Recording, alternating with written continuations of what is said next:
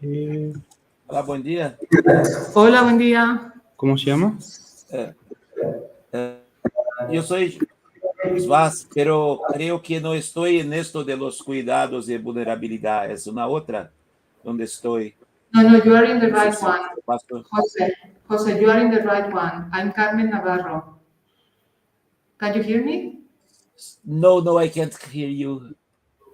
But you're hearing me a little bit. And now we need to put on there. Can you hear me? Yes, now I can. Perfect. No, you are in the right panel. We are going to. I'm the right one. Yeah, we are going to start in a minute. What are you seeing okay. now? Are you seeing me on the screen? Yes. Okay. Yes. So you will be the third one to present. We have 5 presentations, okay? Yeah. And you will be the fifth. So have your presentation, PowerPoint presentation ready, and you will have to share the screen. Is that right? Is that okay? Yes, I'm ready for this. Perfect. Maybe we can check if I can present, okay? I will check now, okay? Yeah, one, yes. ¿Cuál es la primera presentación entonces? No, tú decides que se Sí, el primer cuadrito, ¿no? ¿Cómo se llama tu presentación? se está GIGAPP.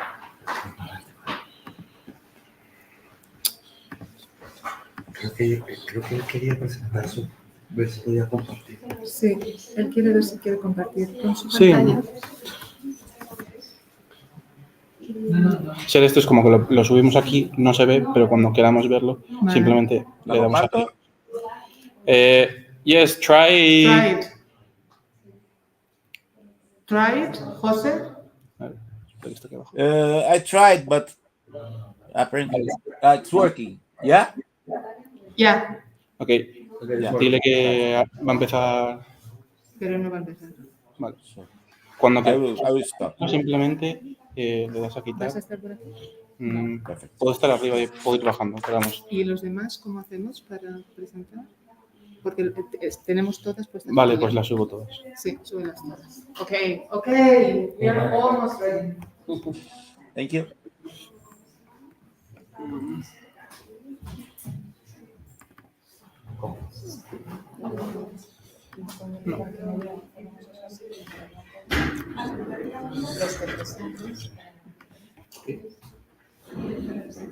Yo primero o presenta a José que está por acá.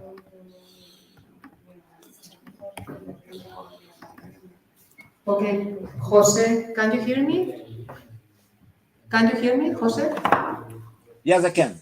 Okay, so we're thinking here that we are going to put you in the first place. Now that you are connected, there are no problems with the connection, and you can share your screen, and everything seems to work. Okay, I'm ready. So I'm going to give a brief overall presentation of the panel, and then I will give you the floor. Sorry? I will present the panel, and then I will give you the floor in 5 minutes. Yes.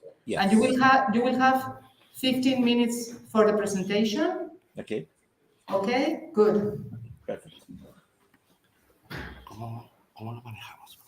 Vale, cuando acabe, le das aquí quitar. Ya, y para abrir la tuya, pues simplemente te lo dejas. Ya, perfecto. Y eso ya está en vivo. Sí, ya, perfecto. Okay. Dile que cuando quiera. So, good afternoon, everyone. We're going to start our panel on evolving roles of local government in the present-day context. You might, if you haven't read the context of this panel, you might be a little bit, I don't know, confused. I didn't want to use that word, confused, because it is in English, but it is in English. And the reason why this is in English and it's going to take place in English is because this is a panel organized by the Research Committee on Local Government and Politics of the IPSA, International Political Science Association. I had the honor and the pleasure to chair this research committee, the IPSA. I have my vice chair here to my right, José Bonivento, and we had this initiative, which has been very successful because we managed to gather five papers in total on diverse but very interesting topics dealing with local government and politics. So, yeah, we have gathered papers from 5 different countries, and if, just to go to the point, I'm going to read what our papers are about and the order of the presentations. After that, I will give the floor to presenters. Presenters have 15 minutes each to present, so we have time for discussion, for comments. Comments and discussion will be by José Bonivento, and we will have a final turn on questions and general comments. So just to start and dive into the content of the session quickly, we will start by the presentation of José Carlos Vaz and Fernanda Campuccini from both University of Sao Paulo and University of Münster in Germany, on data-driven emerging technologies for online participation in cities. Then that will be followed by José Hernández Bonivento from University Austral of Chile on defining success and failure in local government initiatives, a look into OGG local. Then Matilde from University of Perugia, Italy, will present her work on an overview of emerging technologies in public sector risk management. After that, Luis Augusto Vera, co-authoring a paper with Carmen, Navarro, myself, and Moneda González from the University Autónoma of Madrid, will present on institutional capacity and local governance in Spain. And the panel will be closed by Gosaya Jedef from Western Cape University, South Africa. We own intervention in the autonomy of local governments in South Africa. We are very happy to cover 3 continents, 10 different universities, and have the opportunity to discuss on this topic that we deal with research on, and we teach on local government and politics. So, without more development or details, Jose, if you are ready, I'm giving you the floor. And I will interrupt you when you have 1 minute left. Okay, I will say 1 minute left, and after that, last 1 minute.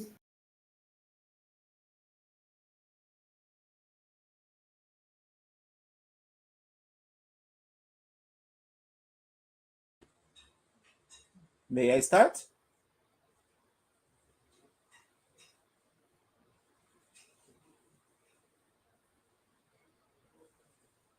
I lost the sound. May I start?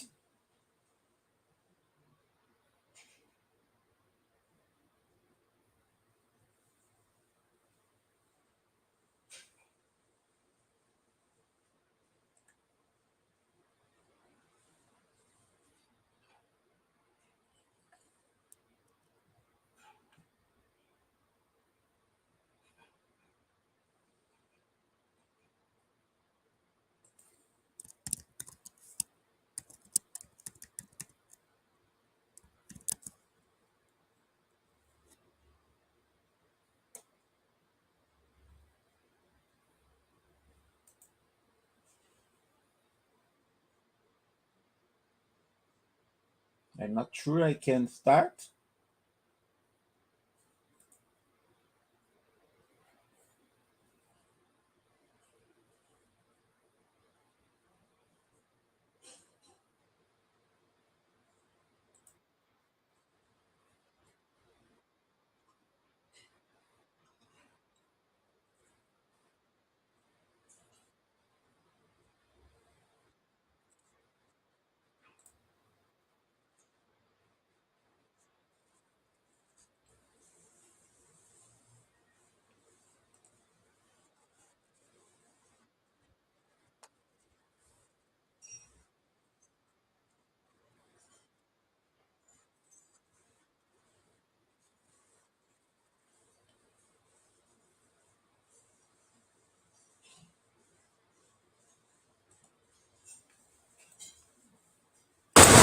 Can you hear me?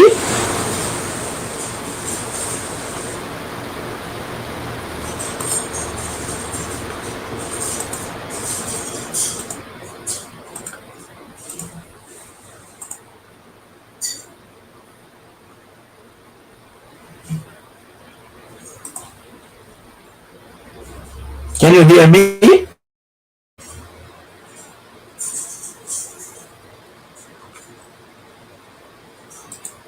Yeah, what's up? José, Can you hear me? Yeah, okay, sorry. Let's go, sorry. uh, First of all, thank you for allowing me to present online. Unfortunately, as Fernanda told you, I had some personal circumstances that make me stay here in Brazil. I couldn't travel to there. Uh, Research is focused on the emerging technologies for online participation in cities, looking especially for data-driven technologies. So we are looking for, yeah,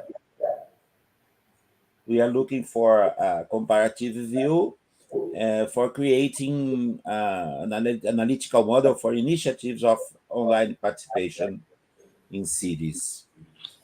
Uh,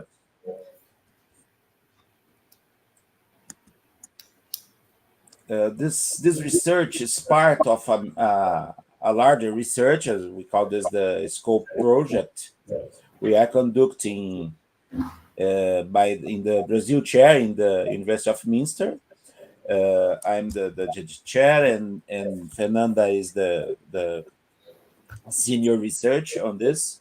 And our major research question is about what state technological capacities are needed by smart city governments to promote data-driven online political participation. So we are looking for how the smart city governments, the city governments need to develop new capabilities for having online political participation using technologies based in an intensive usage of data.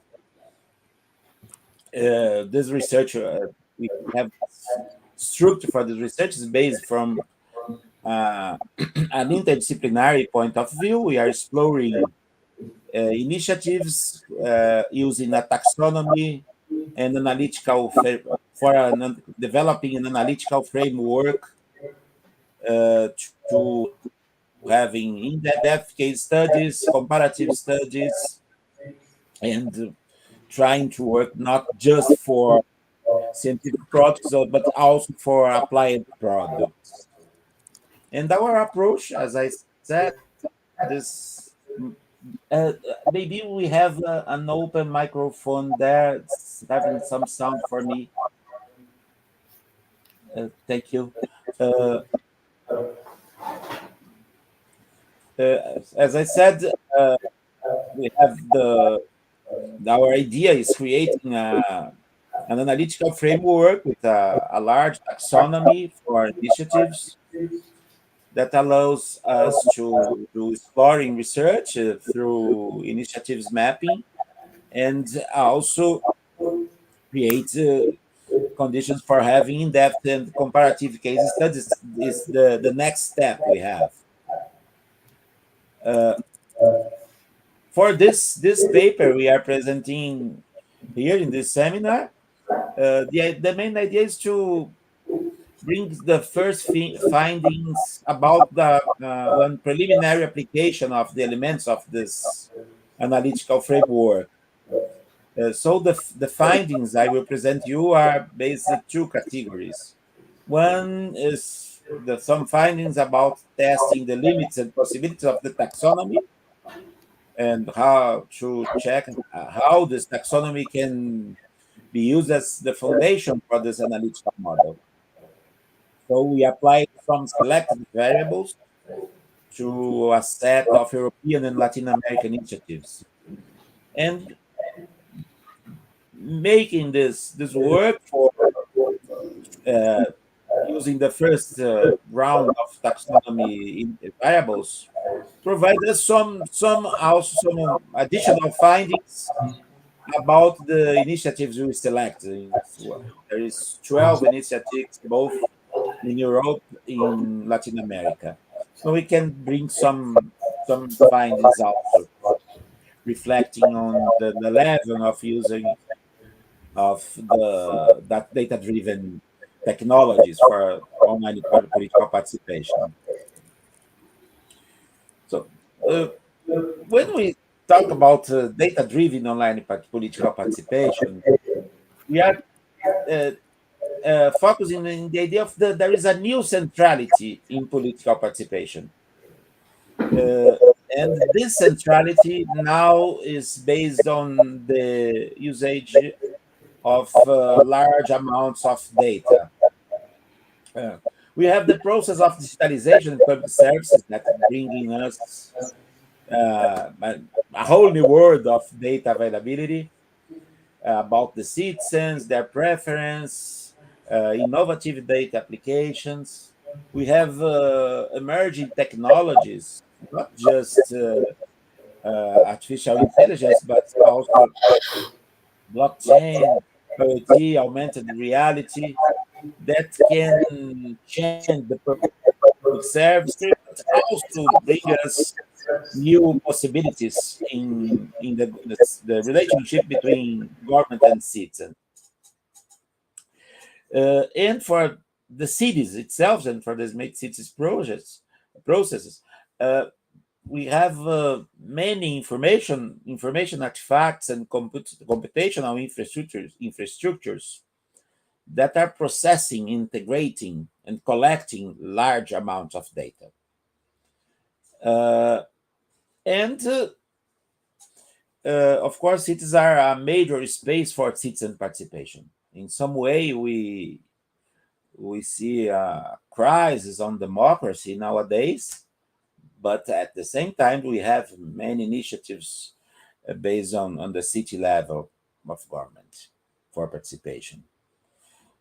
And of course, this brings new opportunities for deepening political participation, new tools, new amounts of information available, new space for participation, also for opportunities for technological innovation from the point of view of the civil society, the public sector, the universities. The idea of technology co-creation get more important in this context, but also brings us some risks. So, first of all, the risk of the government lose its technological autonomy, increasing technological dependency on suppliers. See, for instance, for the artificial intelligence and LLM models, it's very recent problem. The question of the lack of capacity to make technological decisions and the control of the critical data, control of critical technologies, and sometimes the idea of the technological consumer, the application of technology by itself and not focusing in strengthening democratic process. And another risk is the instrumental online political participation. So just using the online political participation for legitimacy the government decisions. And of course, there is this dispute because these smart cities are a big business. There's competing business models. There are many actors in society, government, business that brings different participation views and different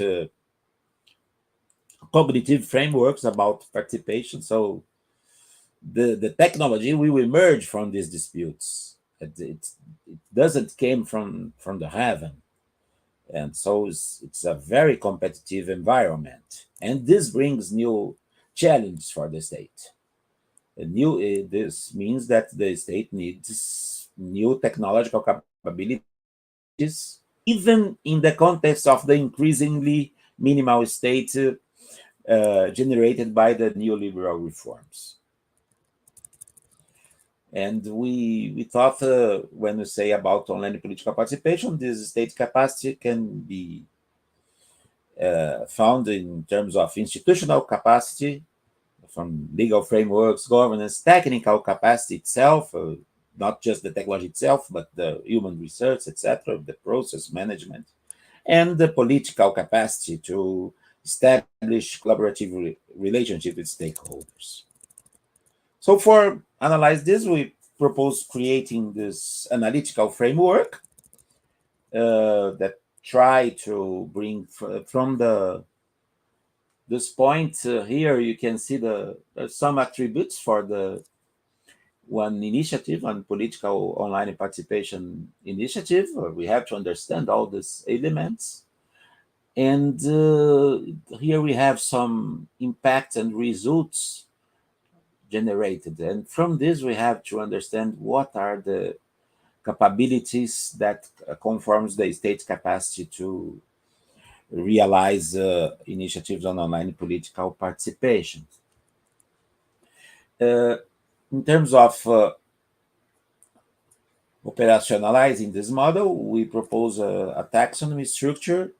Of course, I cannot explain this in this time. So we have the first level of dimensions, and we have categories and variables. We have at this moment more than 150 variables in this taxonomy.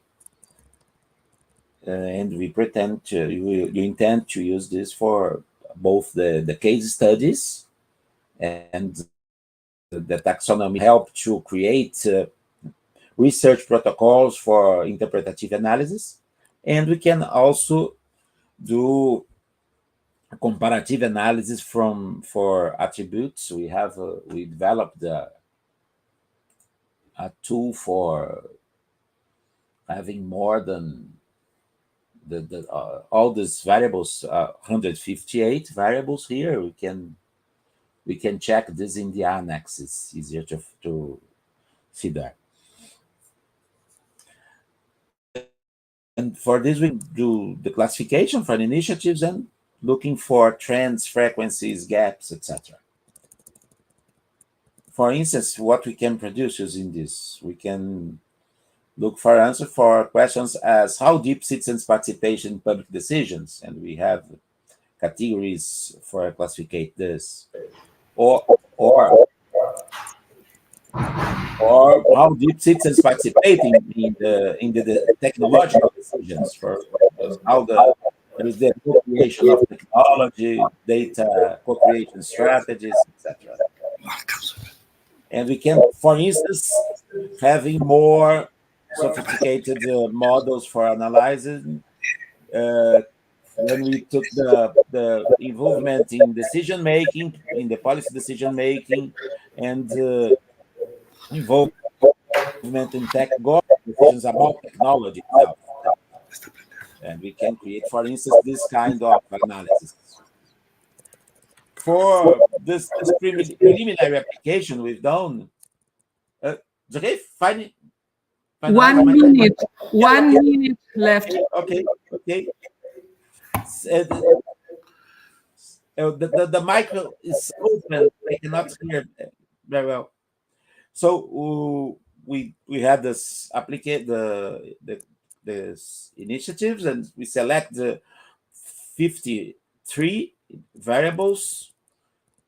And from this, I will pass more quickly. We have most of the initiatives are focused on data visualization, interactive web tools, online voting systems, but there's an underutilization of emerging technologies, and in some way we have more predominance of tools for in consultative approach, informative approach, but few direct participation in decisions, in fact. So we have to question what's the depth and effectiveness of citizen engagement, in fact, in these initiatives. And for advancing the model, we could do a preliminary validation. And of course, we are going to refine the taxonomy. And we found some points we have to refine the taxonomy, especially in with concerns about to outcomes and impact variables. And we need more information about the data infrastructure usage and the technological resource assessment. So the new version of the taxonomy will have more information about this. And now the next steps, the model improvement, and we are, of course, can create analytical framework protocols for specific research questions, implement initiatives in database using state autonomy, and we are going to have 3 in-depth case studies in Europa, in Latin America. And of course, if somebody is interested in learn more about this analytic model or carry on joint research on this, we are, of course, open for this. We have here our contacts, and thank you.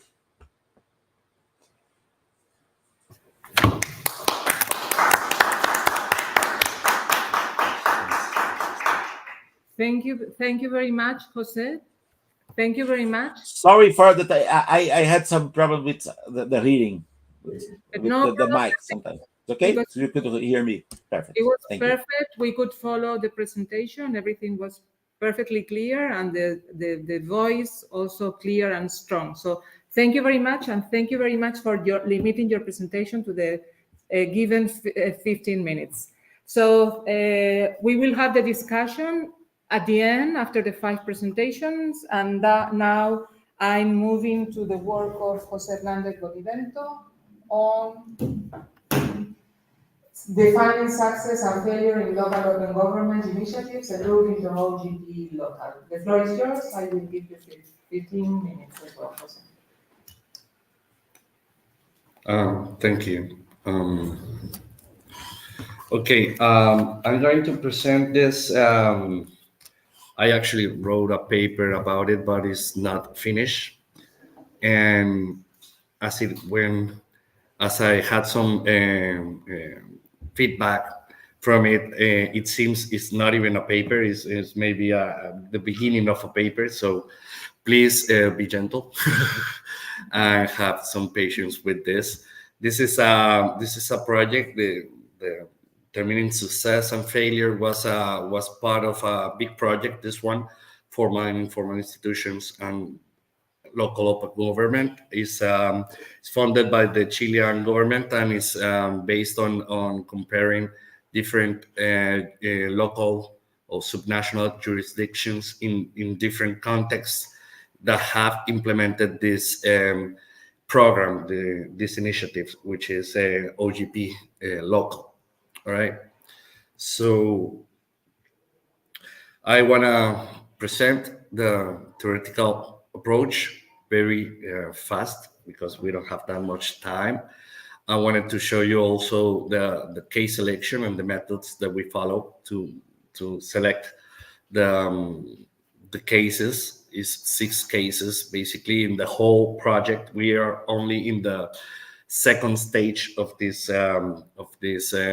research, so we're still in the middle. Actually, I was doing research for this project last week here in Madrid, basically.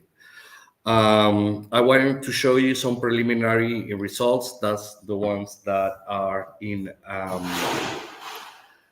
the paper that I just gave to all of paper givers. So they're really preliminary, so please be gentle with that.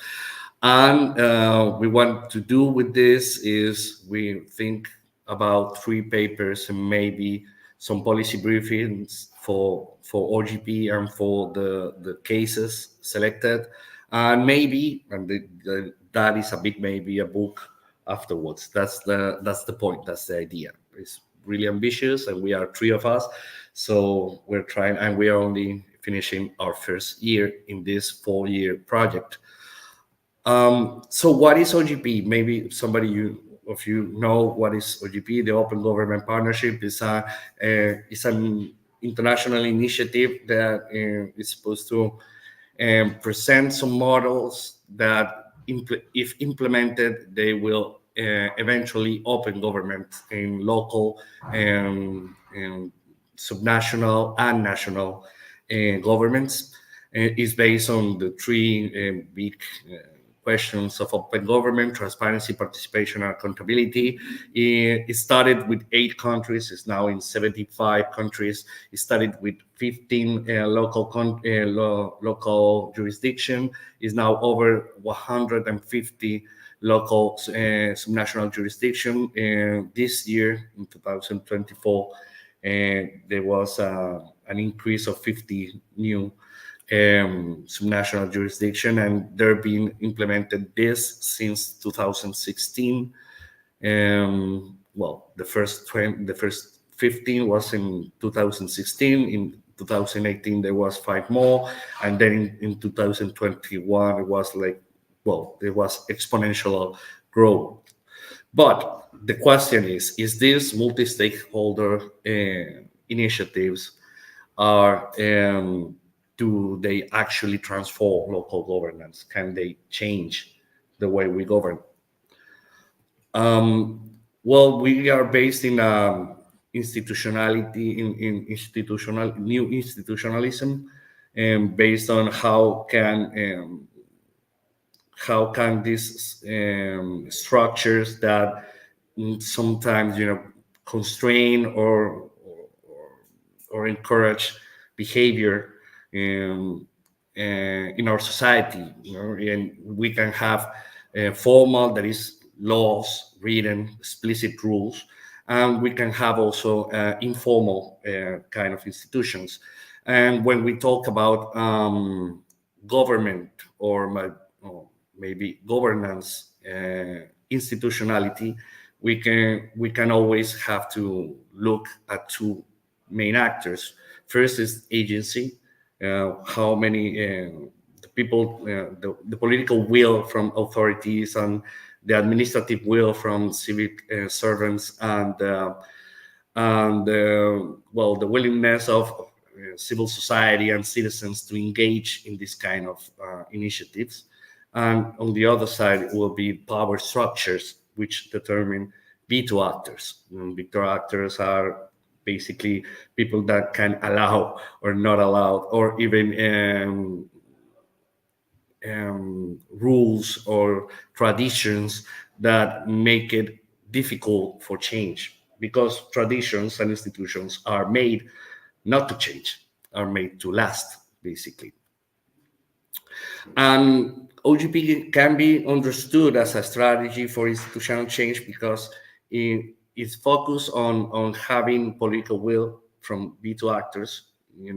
Governments are willingly getting in this initiative, and they have to sign an agreement and a lot of explicit commitments, and also empowers agents of change from civil society, because it is mandatory to have participatory and deliberative exercises to build these action plans that is based in OGP. So how do we know if this is working or not? That is maybe the first question that we have to ask ourselves. Well, that's the book of Piotrowski, Berliner, and Ingrams in 2012 makes this big question: how we can measure success or impact. And they say is 2 ways to impact. That the OGP has 2 ways to impact: the direct pathway, that is basically following the structures of OGP, that is the collaborating in the action plan, the participatory engagement in action plans, that that will create commitments, and that these commitments are really ambitious, and that those ambitious commitments will be finished. They'll be implemented, all right? They comply. Not only to say we are going to do this, but actually do it. This is a way to understand how OGP can change or can change the way we govern.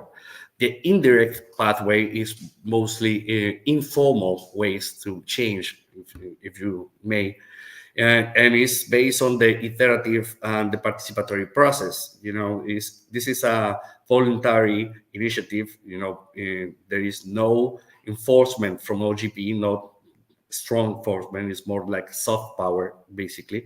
It's based on soft power, just like the development goals. It's basically the same.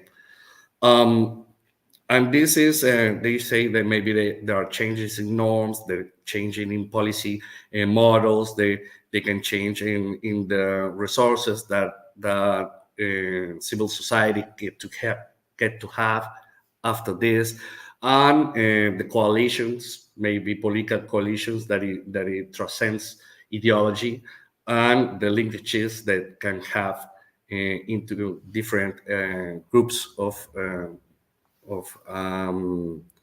local governments in networks, basically. So what we did, the first in this project, the first thing that we did was we make a PRISMA systemic literature review to say what could be the potential variables that explain success. And we actually trace this into this two-way model, basically. Formal variables and informal variables that depends on agency and or in power structure. And formality, informality, actually, the agency is that we have some champions of OGP. Champions of OGP is people that believes in these things and try to implement it, from political leaders or from civic servants or from civil society.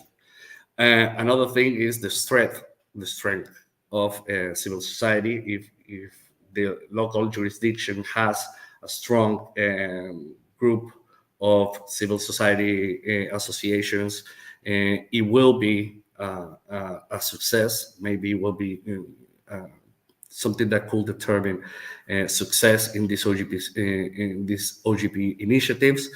And in power structure, we have state capacities, basically. If they're lower capacity, it is less probable that these cases will succeed. Sorry. And in informality, we have this relationship between government and civil society, and the interaction between formal and informal institutions.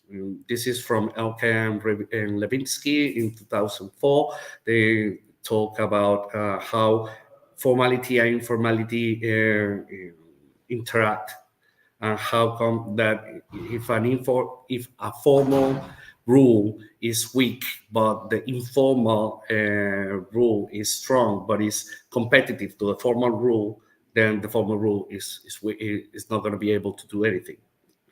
So depending on whether there's informal ruling that go against the goals of formal ruling, that can depend if the local institution will change, basically, by implementing OGP. So in the methodology, we establish a comparative study from multiple cases. We find 4 cases from the pioneers, the ones who started with OGP local from 2016. Those are Basque Country here in Spain, Madrid here in Spain, Buenos Aires in Argentina, and the Department of Nariño in Colombia. And then we added new cases who started in 2021, and those were Bogotá in Colombia, also in Colombia, and some municipalities in the metropolitan area of Santiago This is Peñalolena and Maipú, that started in 2021.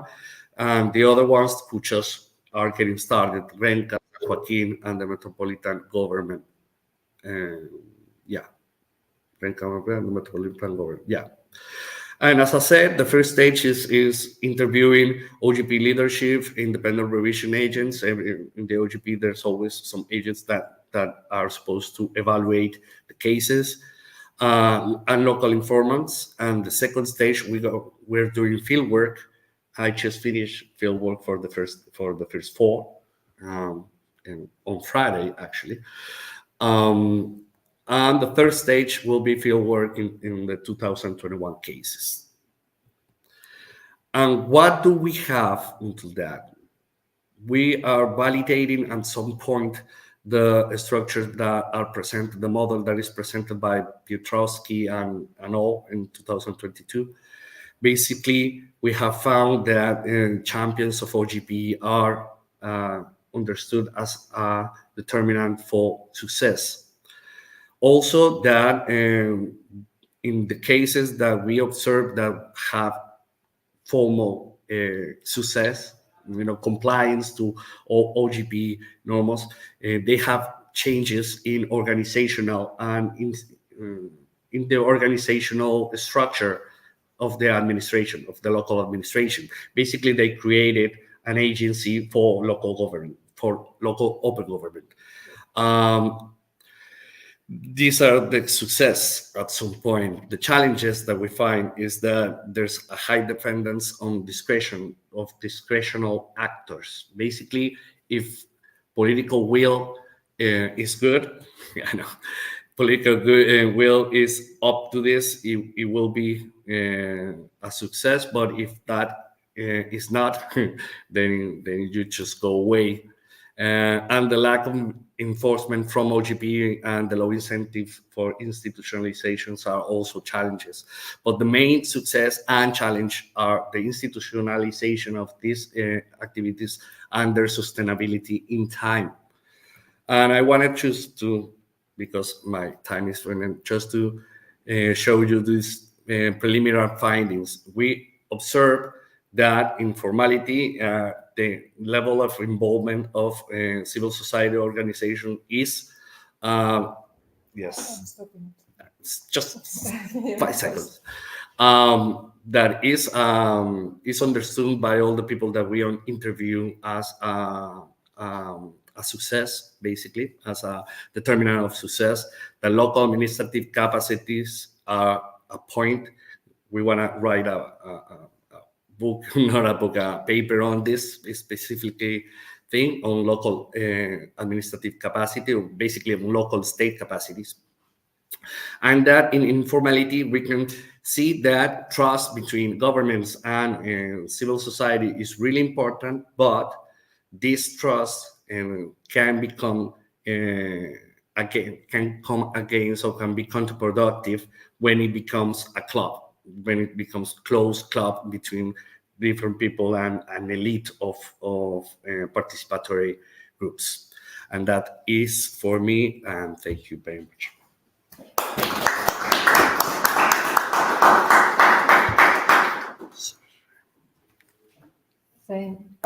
Thank you very much, Jose, for limiting your presentation to I know that it's a brief 15 minutes, but you've done it greatly.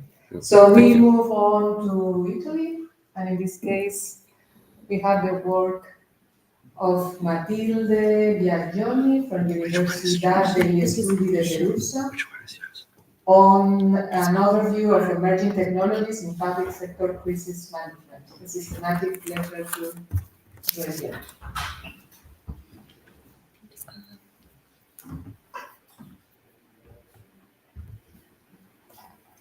Okay. Thank you so much. I'm really happy to be here, and I'm happy to present the first the preliminary findings of my PhD project, which concerns emerging technologies and their role in public sector and crisis management. As you know, we found ourselves in the so-called polycrisis, transboundary crisis era, which are defined by simultaneous, intersectional, and transboundary critical events, such as economic financial crisis, migration crisis, climate change, pandemic, and more recently also geopolitical tensions. So in these events, governments at all levels must be prepared and have to deliver rapid and effective responses to this crisis. And against this backdrop, emerging technologies are emerging and are reshaping, the structure and function of public institutions. And according to some scholars, also the recent crisis, in particular COVID-19 outbreak, have accelerated this process of innovation inside institution, and also re-established the main role of governments in these events. So in this context, my research question for my systematic literature review are: what types of emerging technologies are used or could be used by the public sector? And in what types of crises are emerging technologies used or could be used by the public sector? First thing first, a systematic literature review, as the name suggests, is a literature review, and is a scientific method that wants to limit bias by an analysis of all the relevant studies on a specific topic.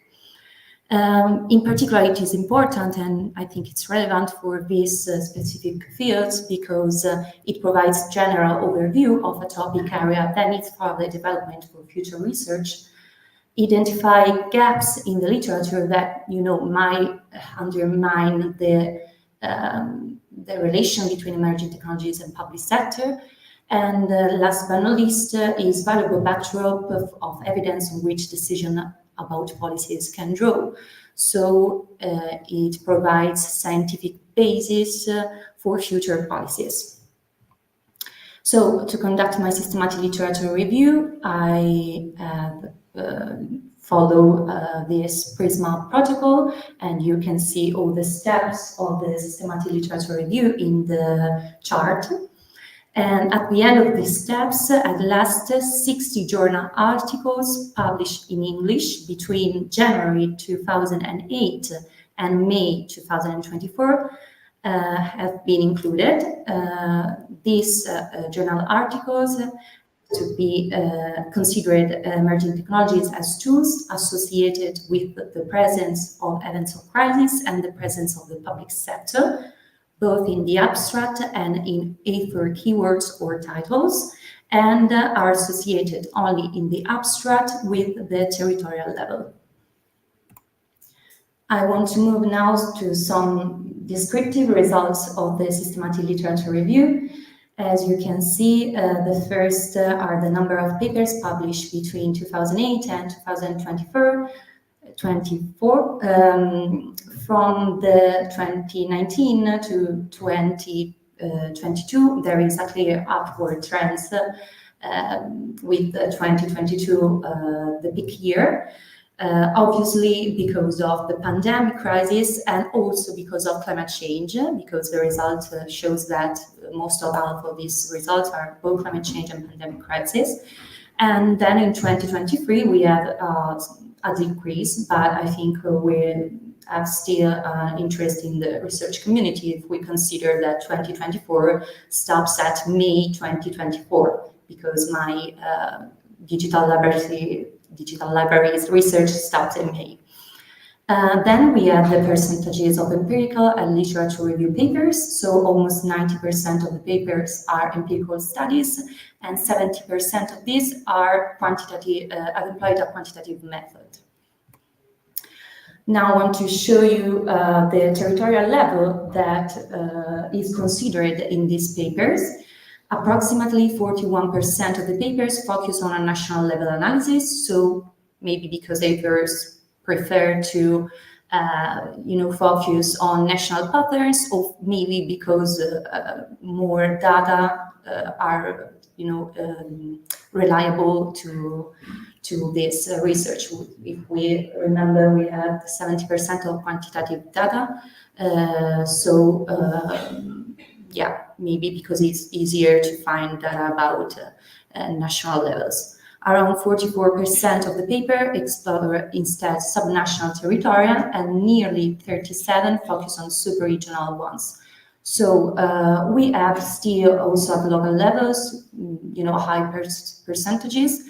So this underscores the relevance of local crises and also consequently local governments to address this crisis. This is a chart about emerging technologies that are analyzed in the paper. So more than half of the paper focus on artificial intelligence family, which included machine learning, deep learning, reinforcement learning, etc. Over 20% of the studies deal with big data, which are included within the advanced computing family. Then we have quite large portion of security technologies and energy storage. And then we have 5% of the papers that dive into the Internet of Things research. Quite rare are papers about autonomous system and robotics and next generation communication. Then we have the crisis event that the paper dives into. We see 63% of the papers analyze two key triggering crisis events, which are climate change and coronavirus. 75% of the total of the papers selected are related to the recent crisis, so the ones that I mentioned at the beginning and that are categorized here in the table. While the over 25% are not directly linked with this crisis event, but are such natural disasters that are not related to climate change or man-made disaster or simply disaster generically and not specified. Then we have the public sector actors. The majority of the paper focus primarily on central governments and their agencies, with over 47% of the studies. Approximately 20% of the papers address the issue from a more local governance perspective, so local government and local authorities. And over 30% of the paper highlight the role of decision and policymaker, which in this case are also general policymakers, but also at more local level, so city governor and figure like that.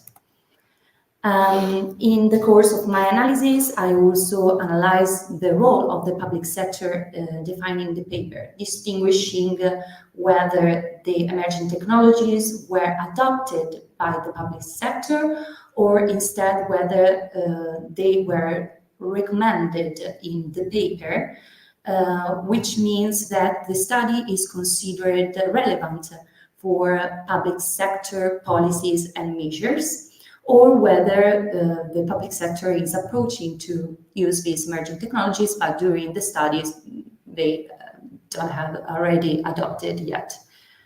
So as we can see, 50% of the paper addressing public sector adoption focus on central governments and their agencies. Instead, 25% pertain to local governments and their authorities.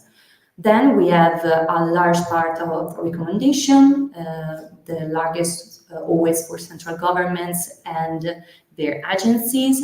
Then we have the local levels of governance, and a significant portion pertain to policy and decision makers. So the adoption of emerging technologies by the public sector to deal with crisis, as well as the recommendation for governments, public authorities, and policymakers, fall within the so-called government's function or policy areas. So there is the number of papers by policy areas. As we can see, the largest is public order and safety policy area. This does not surprise us since we are talking about crisis management, and most of the time crises affect community, affect people, and the first that the public sector has to manage is public order and safety. We have also environmental protection, health, economic affairs, and then general public services, defense, and one paper about social protection. So to go to the conclusion, what types of emerging technology are or could be used by the public sector? In the sphere of recommendation, we see that artificial intelligence and big data are the most recommended for public sector policies and measures, while adoption, we have a more balance with big data are the most adopted technologies and also, sorry, and also artificial intelligence and energy storage. So these emerging technologies are recommended, are adopted by which entities? 65% of the studies about central government and related agencies are focused on artificial intelligence and big data, while 71% of these studies about local and related authorities, government, are focused always on artificial intelligence and big data. But in what type of crisis are used these emerging technologies? The most emerging technologies are mostly used and recommended in climate change and related issues. Then is followed by coronavirus, and then we can see a great adoption by public sector of emerging technologies in migration crisis. While in economy, still just recommendation for policies, and then in security issues, we have one paper with recommendation policies and one paper about approaching emerging technologies for crisis conflict prevention. Artificial intelligence family is the most widely studied for addressing the environmental crisis and its effect, together with energy storage and advanced computing. Main technologies adopted for migration crisis include security technologies like biometrics and things like that, artificial intelligence, big data, autonomous system, and robotics.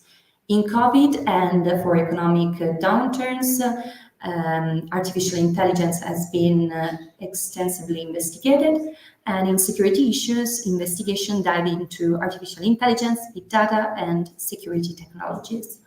So that's it. I thank you all, and that's it.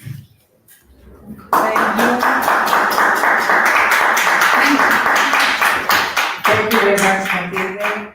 And yeah, thank you for limiting yourself to the time given as well. We move now to our fourth presentation. In this case, is the work by Moneira González, Luis Augusto Vera, and myself. We go from a literature review paper to a very empirical paper on institutional capacity and local governments in Spain, and how municipalities are implementing European funds and the obstacles they are dealing with. And Luis will present our work in this panel. So good afternoon, everyone. First of all, I want to say welcome for those who are not from Madrid. I hope you are having a great time in the capital city of Spain. And also want to say welcome to those who are online. My name is Luis Augusto Vera, and today I'm going to present you a report that I've made with Carmen Navarro, with Moneira González Medina, which is titled Local Government and Implementation of Next Generation European Union Funds, the Institutional Capacity of Municipalities in the Region of Madrid. So the research goal of our report is to understand what factors are affecting the implementation of Next Generation European Union funds in local governments. That's our dependent variable. And we're focusing especially in institutional capacity and the legal measures that have been taken for the facilitate.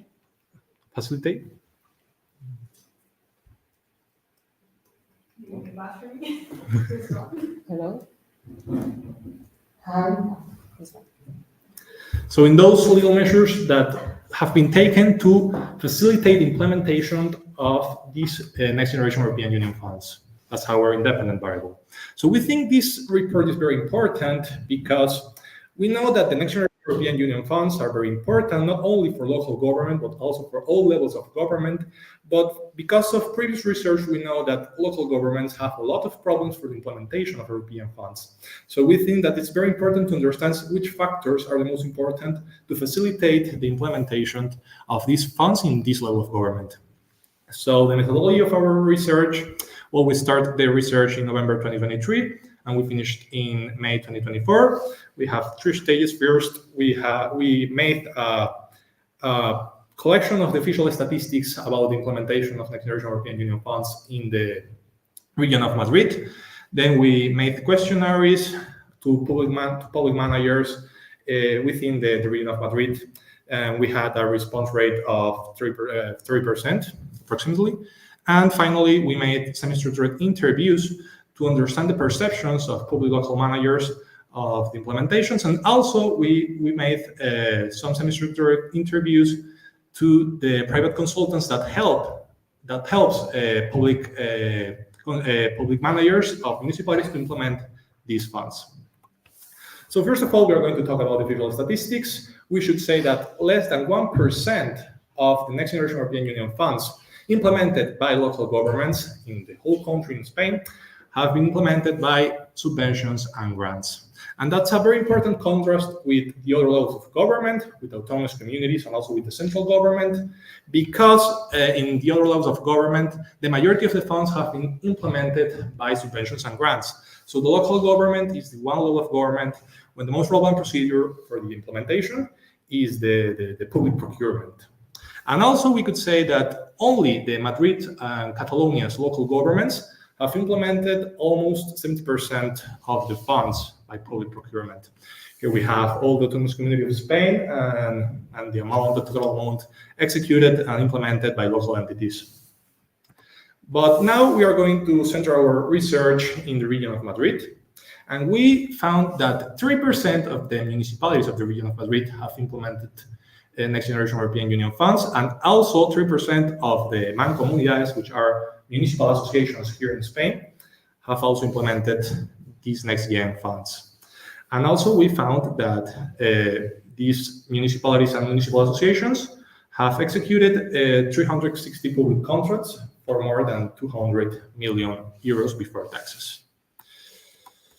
So here we could see the top 10 municipalities by implementation. Of course, Madrid, the city of Madrid, is the biggest city in the region, is the first one. But I want to remark in this table the role of Fuenlabrada, because thanks to previous research, we know that Fuenlabrada is one of the most important municipalities in the execution of European funds in general, not only in Next Generation. And that's because of the institutional capacity of this municipality in front of other municipalities in Madrid. But I think this table is more important than the other one, because here we could see the distribution by the municipality size in Madrid, and we could see that almost the half of the funds have been implemented by municipalities with more than 50,000 inhabitants. But I think that the remarked column is more important, because we could see that in the same section of population of municipalities, we could see that almost the total number of municipalities with more than 50,000 inhabitants in Madrid have implemented European Union Next Generation funds, while all the other sections below that number are underrepresented in the execution and implementation of Next Generation European Union funds. So we could see with this table a clue of the relationship between institutional capacity and the implementation of Next Generation European Union funds. Also, we have made a classification of the functions of the public expenditure with the Next Generation European Union funds. And we found that the majority of the funds, almost the half of the funds, are going to urban planning and public infrastructure, building construction of new buildings or reform of buildings, a lot of those things. But also, it's very important to remark social services, digitalization, and also low emission zones. So now we're going to talk about institutional capacity in local governments and the relationship between with the implementation of the Next Gen program. So first of all, we should define what is institutional capacity. And because of previous research, we know the institutional capacity is one of the most important factors to understand the success in the management of European funds. And we could define institutional capacity as the ability of a public administration or organization to perform its tasks in effective, efficient, and sustainable manner. So it implies that a public organization could solve problems, that efficacy, using disposable resources in an optimal way, efficiency, also collaborate with other actors in their jurisdiction, that's relationships, and with accountability for their actions, that's transparency. So there are different types of instruments and factors, and depending on the nature of this institutional capacity, we could talk about, for example, formal institutional capacity or informal institutional capacity. When we're talking about formal institutional capacity, it's very obvious that we have training, recruitment of staff, learning networks, but also it's very important to understand that there are informal channels of institutional capacity and the channels of socialization between equals, for example, between public managers of different municipalities, are also very important to understand how they could improve the management of the funds in this case. So we know that the better institutional capacity implies better management of the funds. The OECD have also discovered that there are a lot of problems using and managing funds when we are having weak institutions and weak institutional capacity. And also the European Commission has already fostered specific programs to improve institutional capacity. But if we look at the programs that have been implemented for improving institutional capacity in the last term, we could see that less than 10% of the European Union funds dedicated to improve institutional capacity were dedicated to local governments.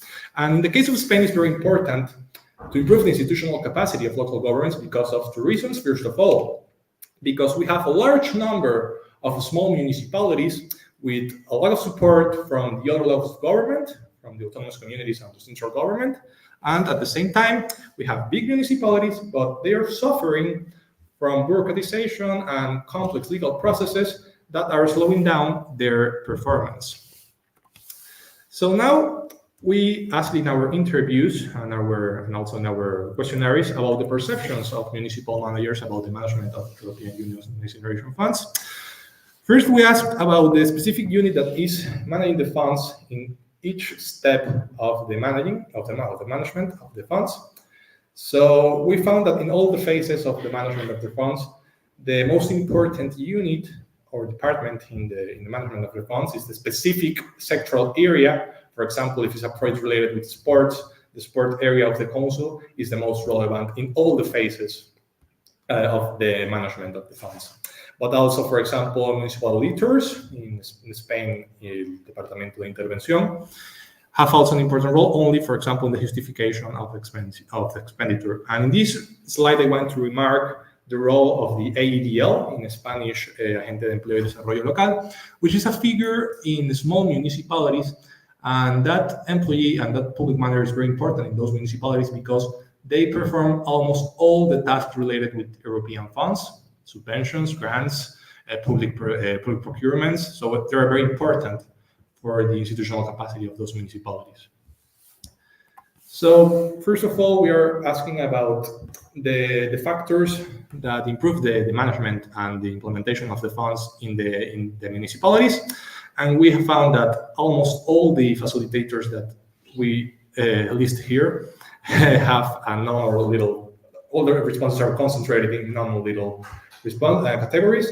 And also we saw that the worst evaluated categories were Traxatec. Traxatec is a public consultant for the implementation of the funds. They are trained to help municipalities and other levels of government to manage the European Union funds.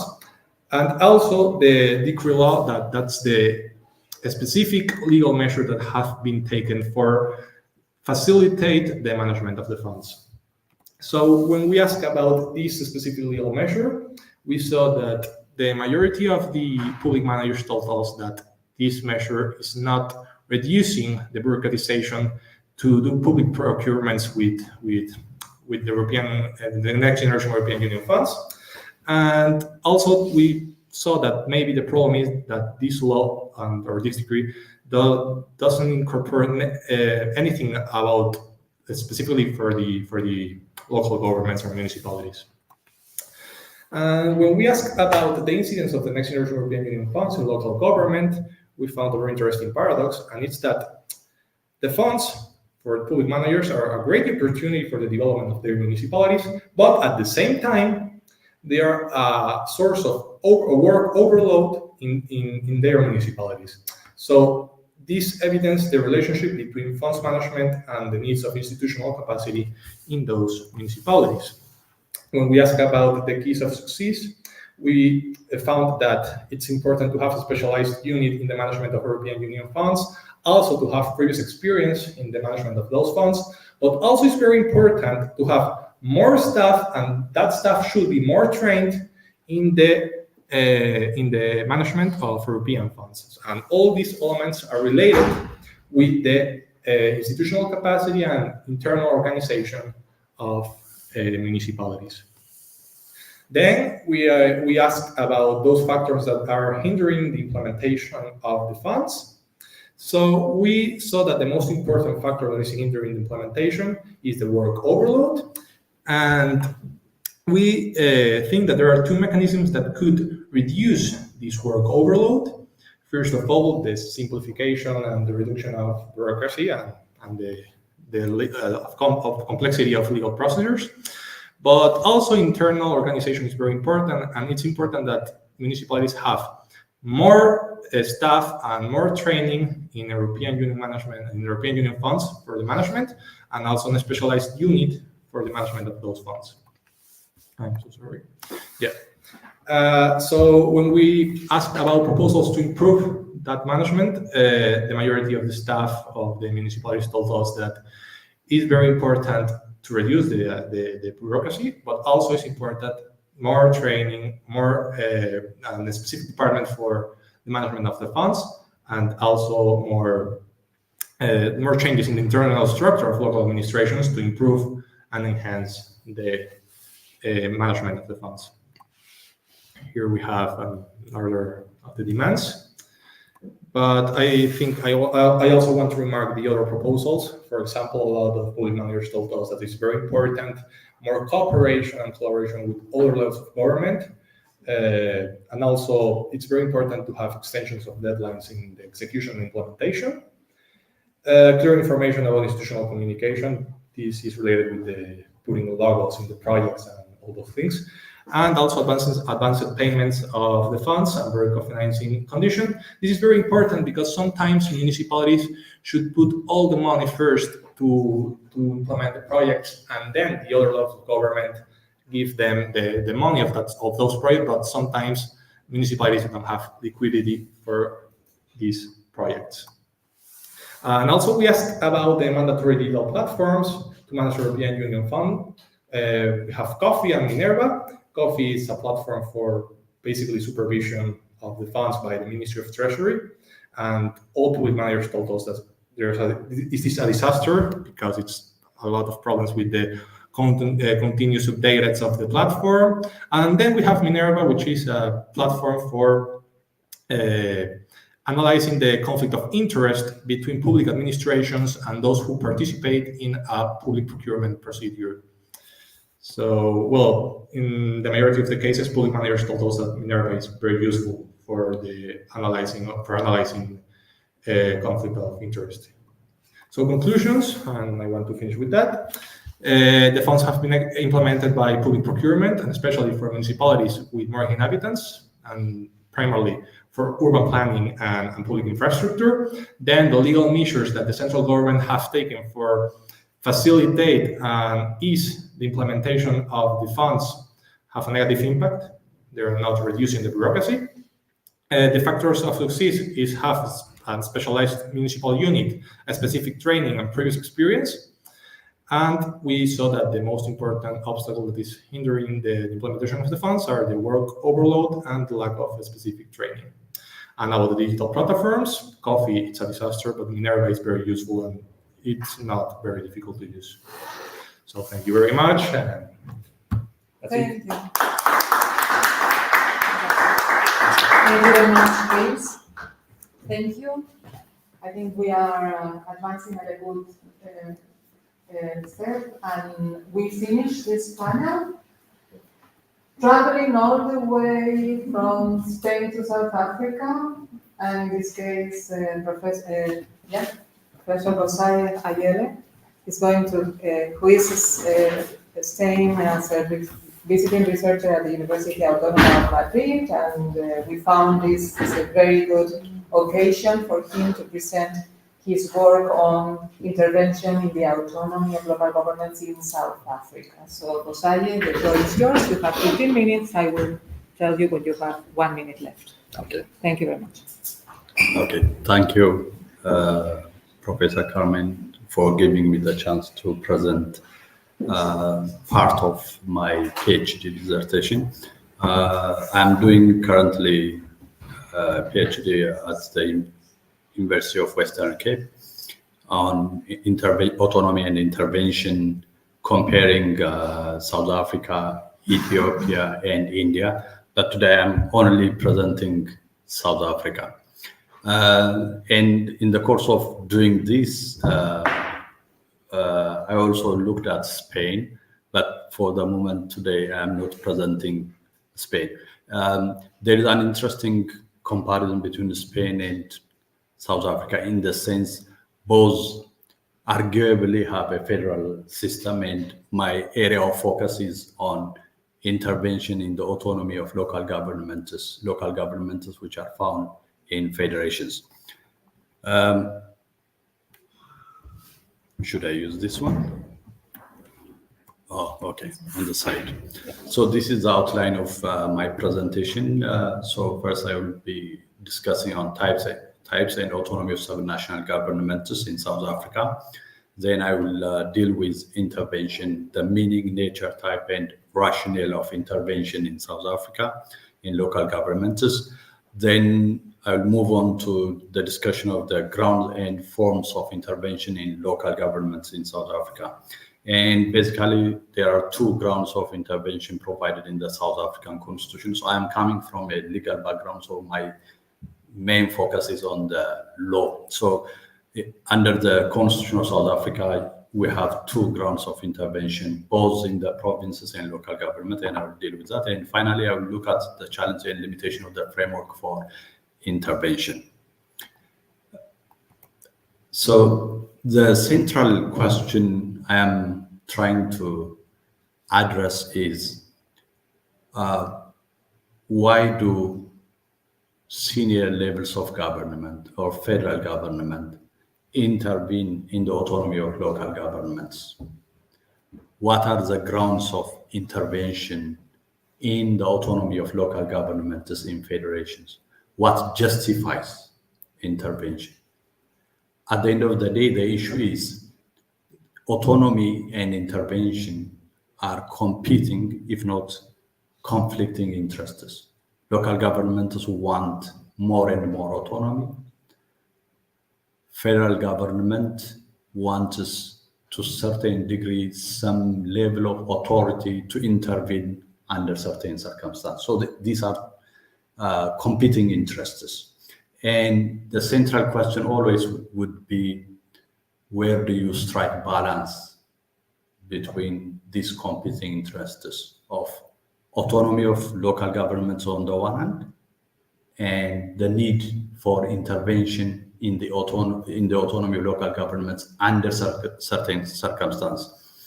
So South Africa arguably is a federation. It doesn't itself call itself a federation, like Spain doesn't call itself a federation. But in the literature, there is, among scholars of federal studies, there is significant agreement that Spain and South Africa are a federation. India also doesn't call itself a federation. And in the case of South Africa, the constitution recognizes three levels of government: federal, provincial, and local government. And the subnational governments in South Africa are provinces and municipalities. So what's distinctive about the South African constitution is the local governments have constitutional recognition. So their structure, organization, composition, and their function is provided in the constitution. Moreover, the Constitution provides for principles of cooperative government. So principles of cooperative government is also enshrined in the Constitution. This includes, for example, the duty of each sphere of government to respect the power, function, and integrity of the other. Intervention by its nature is interference or encroachment into the autonomy or power of the other level of government. But the Constitution wants us to run parallelly two values. One, autonomy of the sub-national governments, including local governments. On the other, under certain circumstances, it wants to empower the national government to intervene in the autonomy of local governments. So the Constitution does not define what intervention is, but it mentions it in two contexts. There is a possibility of legislative intervention and executive intervention. My focus is on executive-based intervention in the executive power of local governments. So I don't focus on intervention in the legislative power of local governments. And intervention in South Africa is understood as an integral part of the overall supervision power of senior government. So both the national government and the provincial governments are given the power to supervise local governments, and intervention is seen as an integral part. And the Constitution provides intervention as a last resort. So this is not something that the provincial government or the national government should frequently employ. So in terms of types of intervention, you can look at it from the perspective of levels of intervention and grounds of intervention. In terms of levels of intervention, the national government can intervene in the power of the provinces, and the provinces in turn can intervene in the power of local governments. So there is national intervention and there is also provincial intervention. So now provinces, like states or autonomous communities in Spain, while they are subject to intervention from the national government, they have at the same time a power to intervene in local governments. And the rationale for intervention under the South African system is to make sure minimum level of provision of public service and financial health of local governments.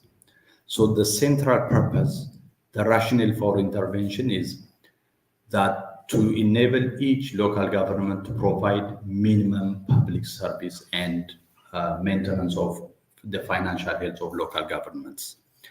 And the grounds of intervention in the Constitution are regulated in Section 100 and 139.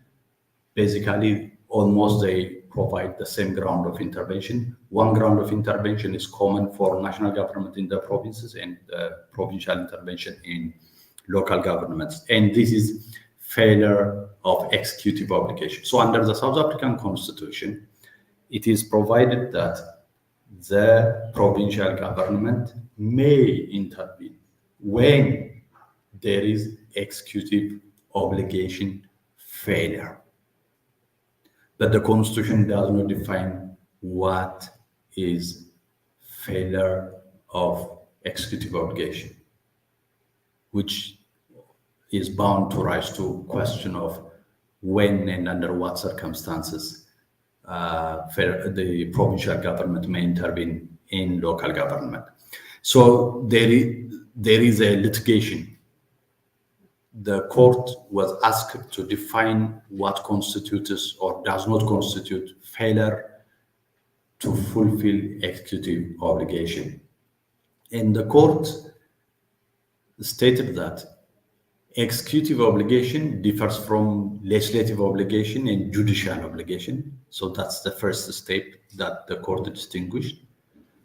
And again, further, the court noted that even within executive obligation, some executive obligations warrant provincial government intervention in local governments, but other types of executive obligation do not warrant provincial government intervention in local governments. And the court stated, the Constitution says failure of executive obligation in terms of the Constitution and legislation. And the court now is saying this differs from statutory and administrative obligation.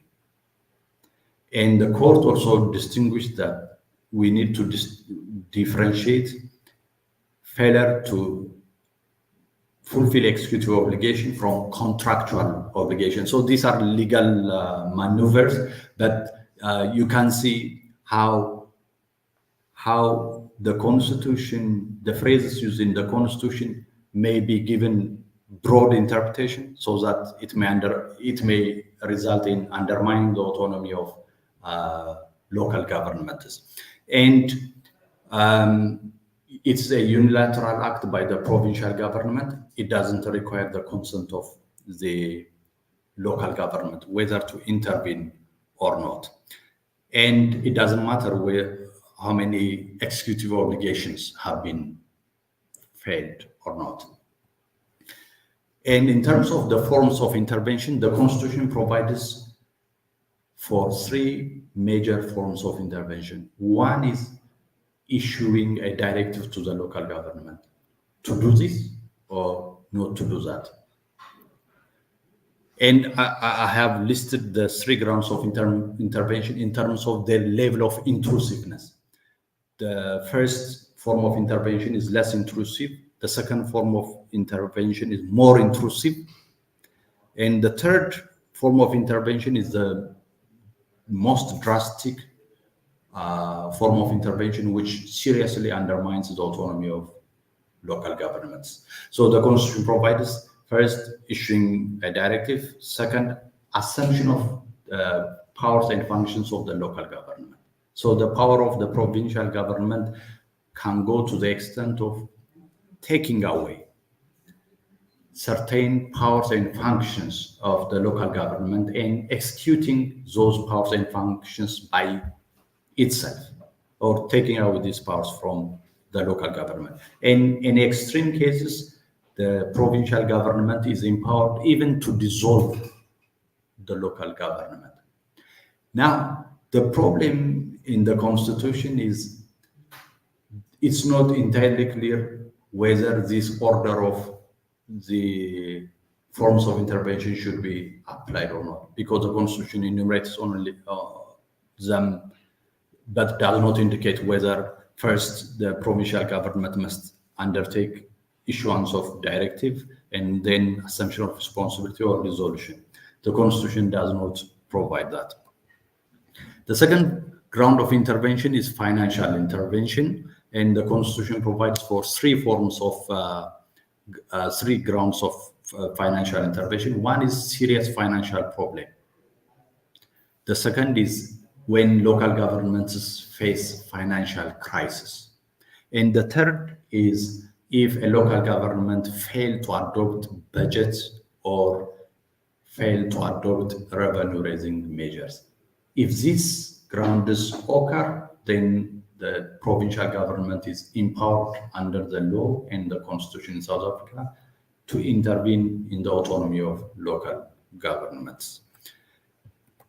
And with regard to the financial intervention, the forms of intervention are, if the ground of intervention is financial. So an interesting point to take into account is the Constitution talks about financial crisis, but it doesn't define what constitutes financial crisis.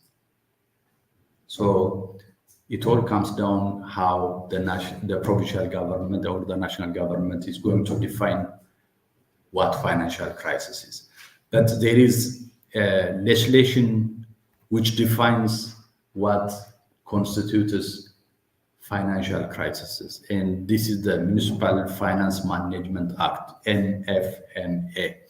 But when you look at the legislation, the difference between serious financial problem and financial crisis is a difference in terms of kind, degrees and kind. In other words, what distinguishes serious financial problem from financial crisis is how deep the financial problem is.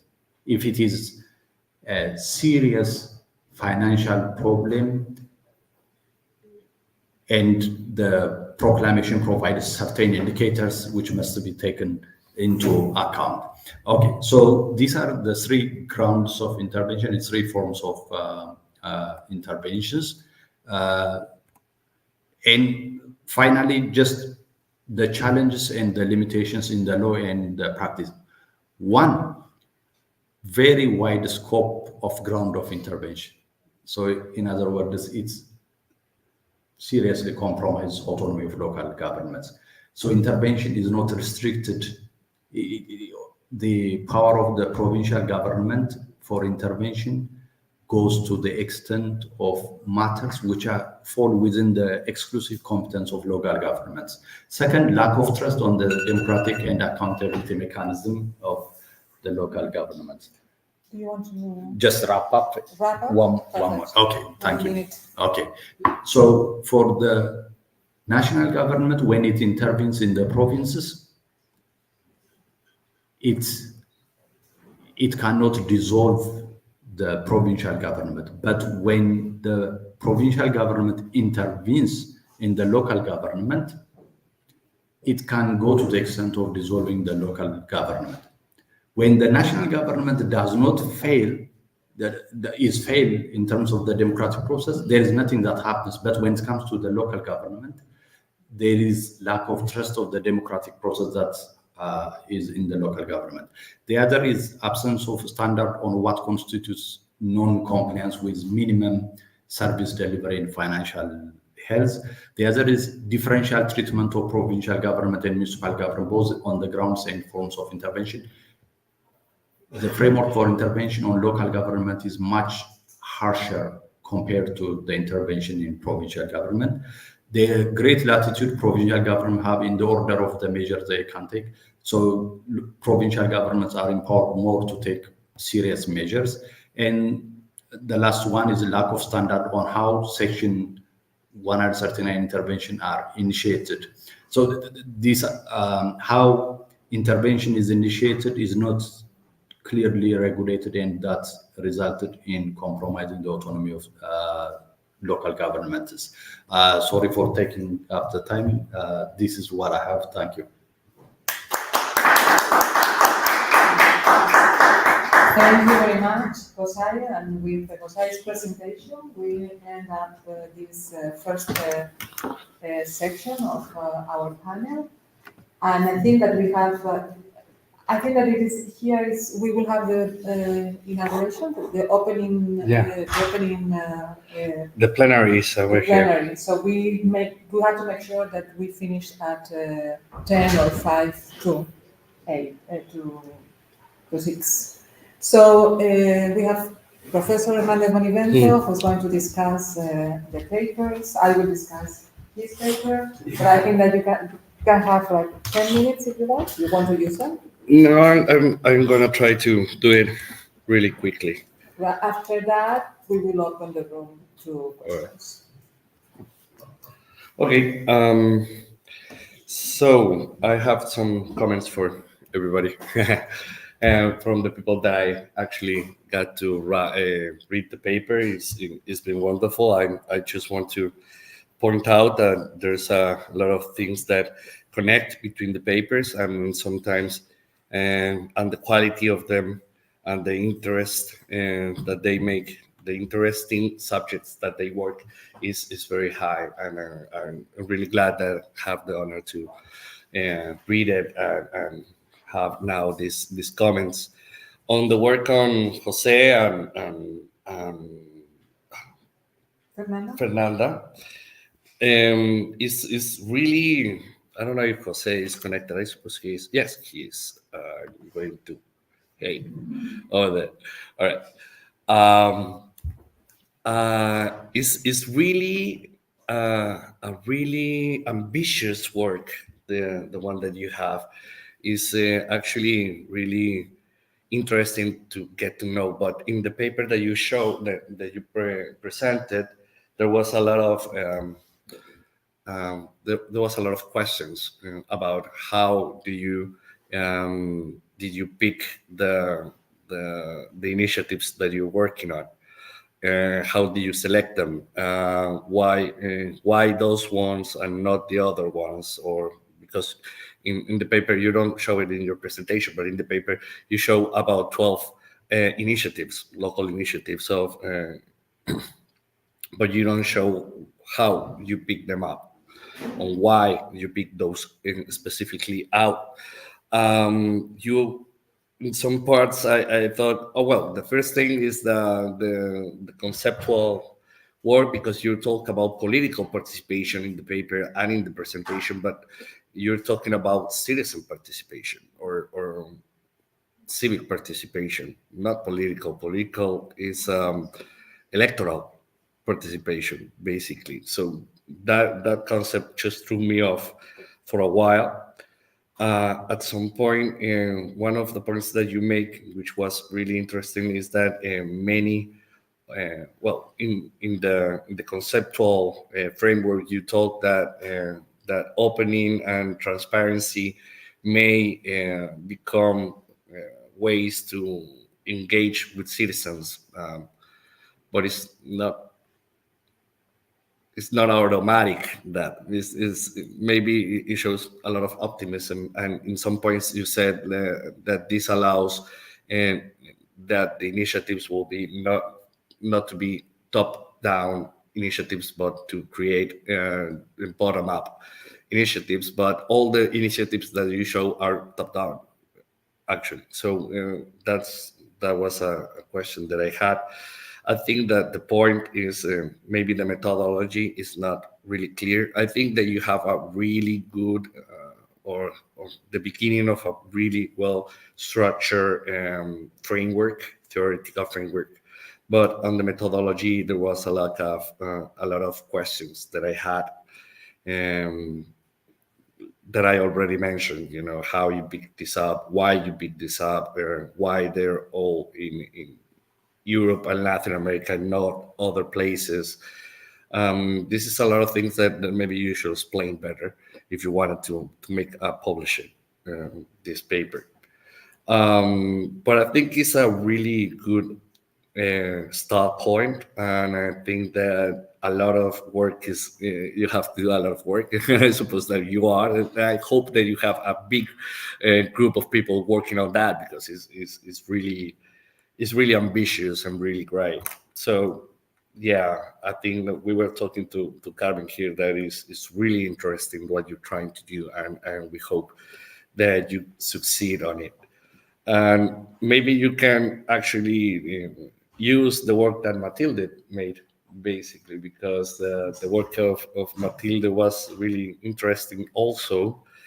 I just told her when I was sitting beside her that it was an already publishable paper, but you didn't finish it. You didn't close it up.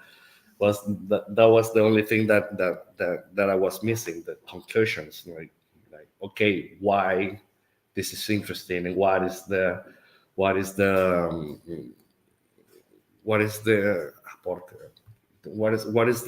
thing that you're giving with this paper.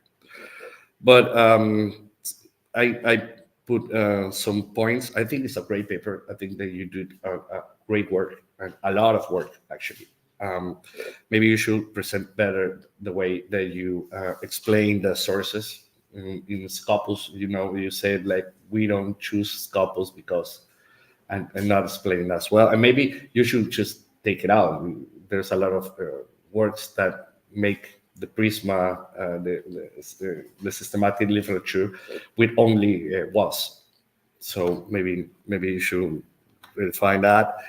The search terms, how you identify the search terms is really opaque. I didn't get to see why you choose those specific search terms, because there's a lot. There's like, I don't know, 100 search terms that you use. So you should explain better why are you asking about, I don't know, mining or a lot of things that was really, really thorough, but we didn't get to see the process, how you got there. That's the only point. The thing about emergencies and crises, maybe I'll put that in the front before, not in the middle of the paper, but in front, and say like we are going to be talking about crisis and not emergencies. Maybe that's a point. And the thing that I really didn't get to understand is the way that, because one of the criteria of selection was the territorial size, but afterwards you talk about many national-based papers that made the cut. So how these national-based papers made the cut if you were looking for territorial criteria as a selection? And things that I was thinking that in crisis there's a lot of things that happen not only in one place but in national wide or bigger than one administrative jurisdiction. So that's maybe why they all look at the national level. To Navarro, I just said congratulations. I wanted to know if Luis, what you wanted to do with this. If you want to make it a paper, if you want to make it a paper, you have to make it as a paper. And put the things you put. It's a little unorganized, but I think you have all the information that you require to do something publishable. So I think it's great. I think the paradox of great opportunity and work overload is also seen in a lot of places. In transparency is one point that I got to see, that transparency laws are really good. Everybody says we need transparency law, but it's a lot of work to do, and people asking for more resources is the thing that every civil public service is going to be asking for, always. They're always going to ask for more resources because they're always collapsing. That's the point. That's the thing. We are always inventing new things and overwhelming them.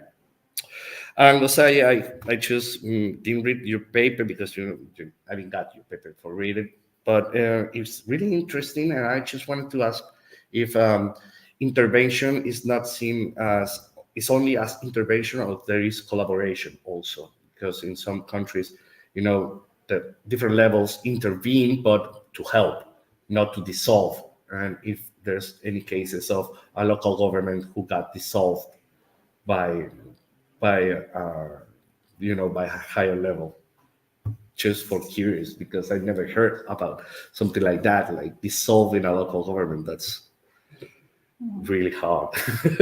Okay, thank you for everything. Stay safe. And thank you, Jose, for your paper that I have read with great interest. I have a lot of questions, but above all, I'm curious about your fieldwork that you didn't mention, about who are you interviewing, whether you are using, I guess, both questionnaires and interviews, well, maybe focus groups, and how are you operationalizing your variables? Because I guess that's next paper, and I will be happy to be here in a year or so, or in somewhere else to listen to you about that. I think that you one can tell that you have a very consistent, a good theoretical approach. Your methodological part and this consistent thing of combining agency and structure and informal and formal methods. It's very well constructed and explained, and I can see that it pays off when approaching your work empirically. My only question or comment or doubt could be about your indicators for measuring success, because I see you interested in measuring impact, but I tend to see your indicators are measuring outcomes, or in other words, like process indicators. That maybe it is too soon to measure impact because it's a relatively new policy. But I wanted to ask you, well, not now because now we don't have time, but that would be the only point that I would raise in terms of questioning some parts of your paper. And I think that we have like 1 minute strictly measured by presenter, because sometimes you tell me I didn't have time to intervene, so Luis, do you want to say something? No. Okay, perfect. Jose, do you want to say something? No, thank you. No? Matilde, do you want to say something? No, everybody. Yeah, because you have a direct, he asked you a direct question. Yeah. So there is also a requirement for cooperation and collaboration. That integration comes when all that doesn't work. Okay. Then the resolution is for a certain period until new election is taken place. In that time, the provincial government overtakes the local government and carries out the course and functions of the local government. Perfect. Thank you. Okay, and maybe Jose, online, you want to say something in 30 seconds? 30 seconds, just say thank you for the opportunity. Thank you very much. In any case, we will be in touch, but now we have to finish because the plenary opening session is starting in 7 minutes in this place. So we need to stop here. I want to wrap things up, just thanking all the outstanding paper presenters. Thank you for presenting your paper to this panel. This is an initiative of the IPSA Research Committee on Local Government and Politics. Thank you to the organization for allowing us to have this special panel in the context, in the framework of the GIGAPP conference. Please keep, if you're interested in local governments, you see or you can see that we have a common language, and we can fly from Brazil to Chile, to Colombia, to Spain, to South Africa, because local governments are there. They have similar challenges, and in most cases we see them struggling to make things in an effective and efficient way. And these 5 papers have presented very nicely the challenges that they face. So thank you very much, and yeah, keep posted or keep connected to IPSA Research Committee on Local Government and to all the global international initiatives that we have. Thank you very much.